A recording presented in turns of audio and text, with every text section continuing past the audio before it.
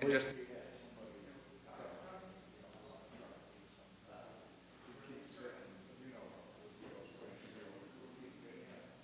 and we've got our account.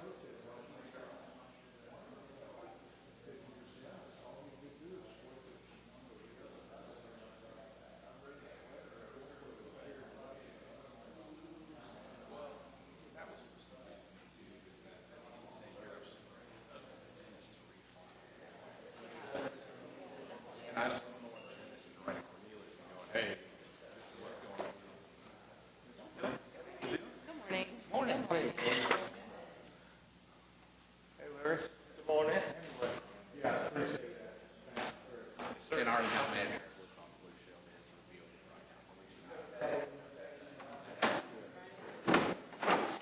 What do you know, buddy? I don't know if I was going to make it today. Yeah.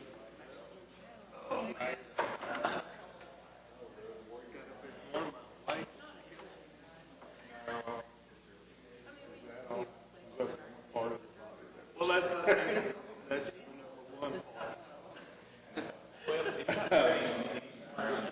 number one. Well,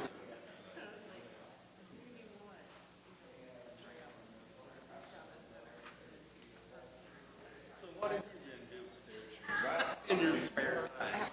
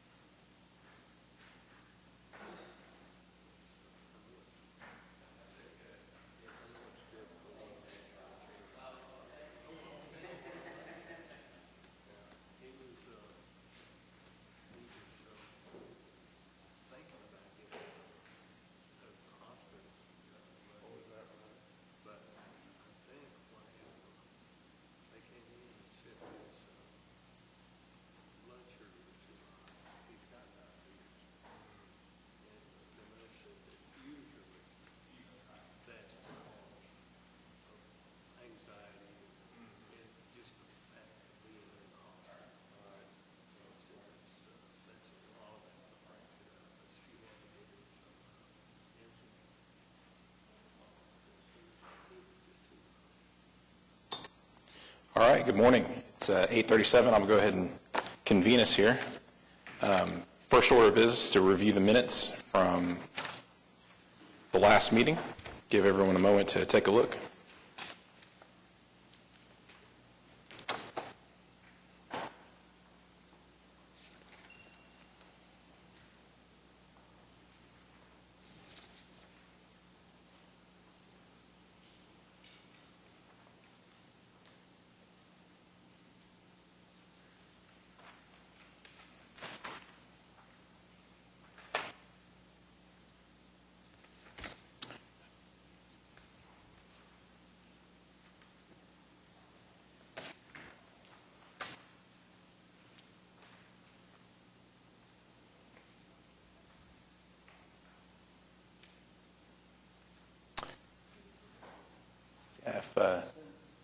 Yes, sir. Absolutely.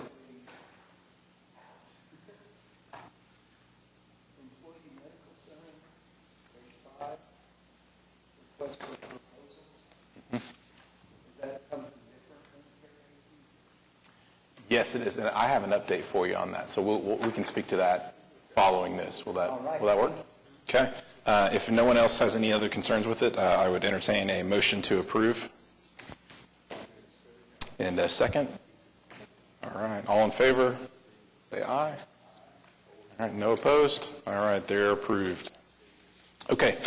Before we get into the reporting, we don't have any presentations today, but I thought I'd give us some status updates of some prior takeaways from the minutes. One that we were waiting on, and I will just go ahead and skip to my notes here, was the MAPD renewal. We have received that. Once again, it has not been signed at this point, so it's not official, but the ink is dry enough that we can talk about it. As soon as I can find my notes on it. There we go. And so for a individual on the MAPD by themselves, the rate moves from $382.12 to $393.59, which is approximately a 2% increase over last year. I am winging it. There is no page for this. This is just a status update of the meeting minutes, though. And so we're looking at a 2% renewal increase for the MAPD. Once again, that's not official yet, but it's pretty doggone close. And I'm very encouraged by the number because I'll tell you this, even though it's a 2% increase, about $38 of the increase is related to the Aca Insurers Fee. And we've talked about this a little bit before, but the Aca Insurance Fee was a mandate out of the Aca that required insured products to tack on this additional tax or fee to fund the healthcare exchanges and other programs within the ACA. That has come and gone over the years. Really what it's looked like since it came on, I think in 2014, is it's come on for a year and then disappeared for a year. Come on for a year and disappeared. The unfortunate part is, our members kind of have to ride that, right? And so, up to $40 almost of their premium could be impacted directly from this fee. We are seeing it again for next year, 2020. But I'm very encouraged to say we're getting an $11 increase. 38 of that is related to the Aca Insurers Fee. So if you do the math, that doesn't make sense there. It's a decrease. So we're running very well. So I just wanted to call that out as something that we said we would address. The other thing that you brought up, and I appreciate it, was the Clinic Rfp. So yes, so the update on that is that to catch you up, we run a 5-year contract with our service provider that provides the clinic for us. Currently, it's Care ATC, and we've been with them coming up on 5 years. That actually happens January 1st of 2020. So that contract's running out. We are in the middle of the RFP process, and really we're getting closer to the tail end. And so basically the proposals have come in.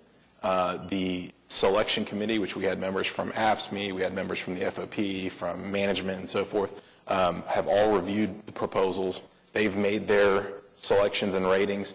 So we're at the step now where we're going to go back to council and ask for permission to negotiate.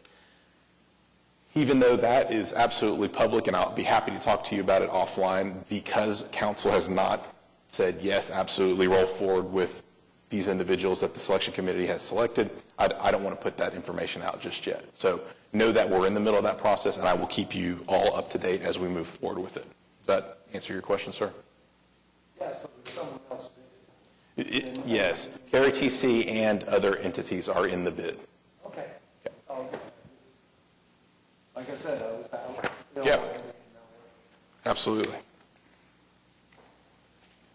Let's see here. The only other thing I wanted to address was we've had some conversation back and forth with Blues regarding their renewal. We've put out some information prior that we had a tentative flat renewal. That may still be the case, but we've seen some language in the document that I was unsure about. So we're not done with them is basically the answer right now. So I will get a definitive answer by the time we get together with all of our meetings with our OCREO retirees and FINA with your group and all that. I will have a definitive answer for you if anything moves on that. Okay, so I'll keep you in the loop on that, but it's still in the air a little bit right now. And beyond that, I will jump into the reporting. Our first stop, I don't have a page number for you, but it's going to be our active population on the group indemnity plan. This first guy right here with the long chart. Okay. And the only thing I'll point out here is I continue to be encouraged by some of the changes that we made with Prime. If I can direct your attention to that very last row in our average per member. If you look at the current year, we are running at about $1,200 per average per member. As we contrast that with last year at 2018, we're running $1,380 last year. So we're running good. Actives are running very well in this plan. So I'm excited to see that some of that stuff is coming to fruition. Now, moving forward, as we look into the next page here with our non-Medicare retirees, here I'm getting a little bit concerned. And it's not that we're running way hotter, but we are. Using that same last row there for each of these charts, we're running at roughly $2,300 average per member on our $250 deductible plan as compared to $1,900 average per member from prior year. So, we're looking at a $300 difference between prior year. Similar story on our alternate plan at $1,505 relative to, $1,393. So we're roughly running $100 higher compared to last year. Now, keep in mind, this is an average. So the other concerning thing about that is that the populations are also decreasing, as you might can see right there. So our enrollment totals for these plans right here, we're running about 300 people as of last year. This year, we're getting down to 260. And the year prior to last year, I'm sorry, I'm backing up a little bit, but we were running about 330. So we've been shedding about 30 individuals per year on these plan options for our under 65s, which is probably because they're aging into our Medicare group and all that. But the problem with it is we're spending just as much money. So in total, because the encounters, as they call it, are getting more expensive.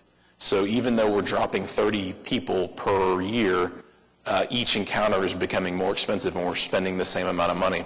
The concern with that is that it's not sustainable. As we get down to 200 people, 250 and so forth, we're going to be spreading all of this money and all of this risk among that population. And so in the long term, we can expect significant increases. The writing is on the wall for it, unfortunately. So I just want to kind of raise the alarm here that we need to be looking at this population and seeing what we can do for them, because I don't think it's sustainable for them to get hit with significant increases, and it's not sustainable for the city either, considering, if we look at our total spend here, it's several million. Between the two plans, we're talking 6.5 million. Yeah, 5.5 on current spending. Projected will probably be in the 6s for a few hundred people. long-term, that just doesn't work. Yes, sir. And I realize that we brought the alternate plan into work because you give them a lower premium so they could afford to be in there. Absolutely. So, but actually, how much lower is that premium from a standard plan? Oh, I've got that. Give me 1 second. What I'm, and to further that is, Yeah. if their increase is that high, you know, the cost is going to be that much higher. How much difference is there going to be? Oh, that's a fair question. So let me get you your first answer, and then I can speak to that second part. So if we look at our under 65 population, the difference between, it's pretty significant between our alternate plan and our standard plan for our under 65 folks. You know, for retiree only, you're looking at $838 a month for the retiree only on the alternate plan. If you're on the standard plan, that looks like $1,400. So it's pretty big. But to answer your second question, those two plans, even though there's a different deductible and there's a difference in the premium, they move in lockstep. So basically, if any of the under 65s get a premium change, it affects both of them equally. So if say there's a 2%, the alternate plan and their standard plan move exactly the same. If that makes any sense. No, because we just showed that the standard plan is flat. That, The standard plan for the actives. right. Yes. Yes. Okay, I'm sorry, I got lost. Yeah, so what's happening to us is, Not the retiree thing. right. That's on. Oh, no, you're fine, you're fine. So what's happening is, yeah, for our actives, which I don't have that population count in front of me, y'all remember roughly? I guess, actually, I do somewhere. We've just got significantly more people to spread that cost across, right? And it's younger population, so forth. In these plans, you know, we're looking at a few hundred people. And where we put $6 million amongst 3 million people, or 300 people, I don't know what you do with it. So it's something we're going to need to address. I just want to call it out because it's starting to alarm me more and more as we continue to shed more and more people. And then the nightmare scenario, if we're just speculating, is that we shed way low, get it down to a couple hundred, the premiums spike up, and then we get a whole wave of retirees, and then the number goes way back up, but the plan's already super expensive at that point. So, anyways, yes, sir.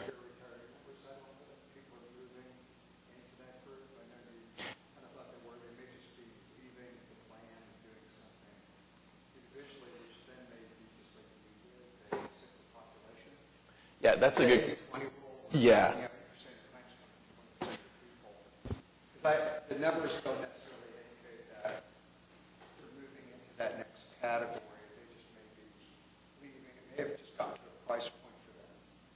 Yeah. Where they decided they could do something individually through an exchange or something like that that's more cost affordable. I think you may just be ending up with more chronic medical needs for a smaller population.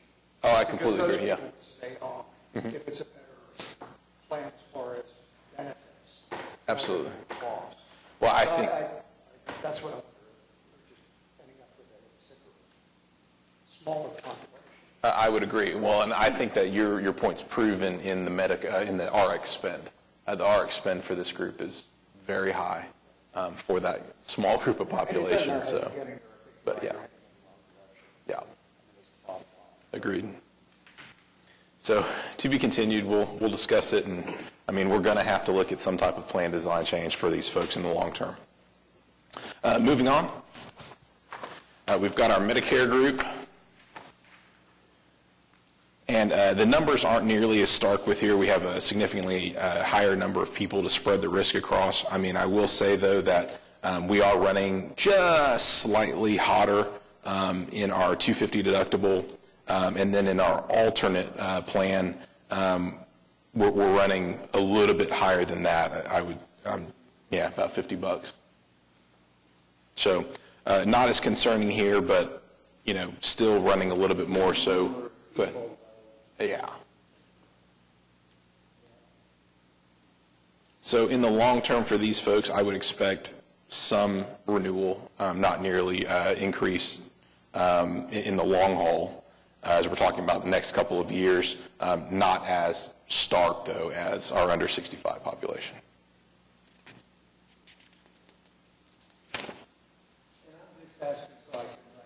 Yeah, no, please. Do you have the figures of what each of these cost In total?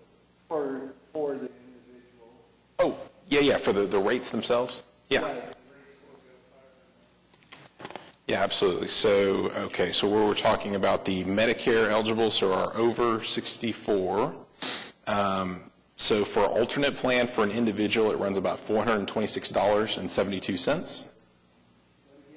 426 and, yes, sir.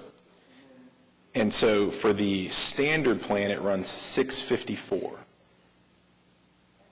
Mm-hmm. Absolutely.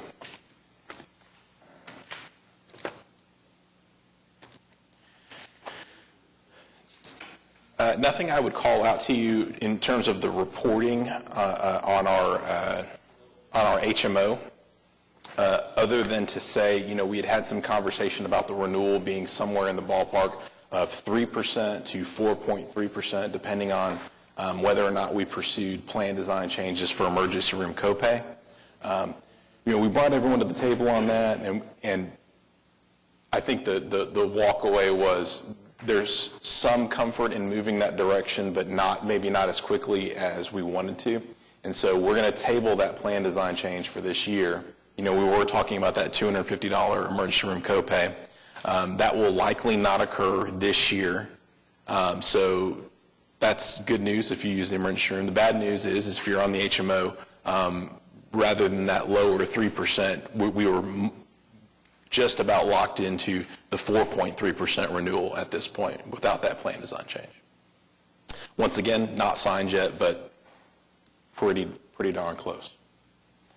And then in terms of reporting, I don't have anything else that I'd like to call out for you. I've already spoken to the Medicare Advantage plan and the renewal that we're expecting off of that, but nothing else was significant to me in the reporting unless the committee has any particular issues. So with that, I would jump to issues from the committee. Anything that any of you would like to bring to the table? Donna's no? No, sir? Okay. Yes, ma'am.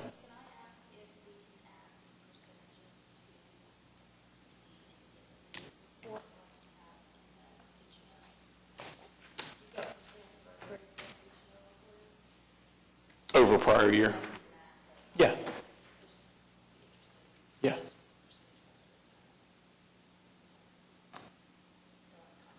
They do. And I see the guys are writing that down. So I think, yep, we can bring that to you next time. Absolutely. Folks, it was a quick one this morning. Sure? All right, speak now, forever hold your peace. All right, well, I would take a motion to adjourn. Second? All right, all in favor? Aye. We are adjourned.